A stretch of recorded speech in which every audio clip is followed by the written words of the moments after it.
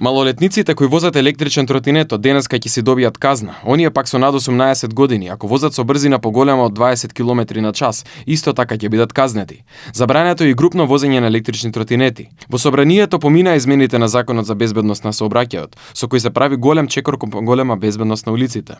Граѓаните се запознаени со измените и казните, се надеваат дека конечно ќе се стави ред во дивењето на младите кои секојдневно го полнеа полицискиот билтен со сообраќајни незгоди со овој вид возило.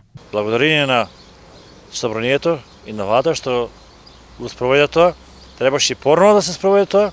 Не смееме да пуштиме деца воопшто по патека или вие да се движите по двајца, по тројца. И тие што возат тротинети некогаш не се баш најдисциплинирани. На главниот Скопски булевар, каде секојдневно на тротинет дивеа малолетници, сликата денеска беше различна. Малолетници не забележавме, ниту некој што вози со брзина поголема од дозволената. Сепак, од граѓаните имаше и несогласување со новите законски измени. Многу е 18, 14 години, дефинитивно. Статистиките покажуваат дека повеќето сообраќајки се со луѓе на 16-17 години. Не верувам тоа. Не е баш најдобра средина за возење општо и прво тоа ова е само вртење околу главниот пруг. Имаме закон некој кој што се знае каде е пешачка патека, каде е за возење за тротинети.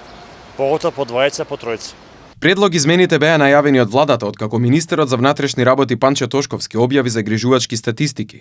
За 2 години регистрирани се над 2300 сообраќајки со електрични тротинети, мопеди и мотоцикли, а во последните 6 месеци повеќе од 100 луѓе биле сериозно повредени. Овој закон е европски чекор. Во Париз тротинетите за изнајмување се целосно забранети, а за приватните треба да следат строги правила во сообраќајот. Во Велика Британија пак тие воопшто не смеат да излезат на улица. Кај нас за прекршување на новите правила може да следат казни и до 275 евра, како и одземање на лесното електрично возило, како што е пишано во законот.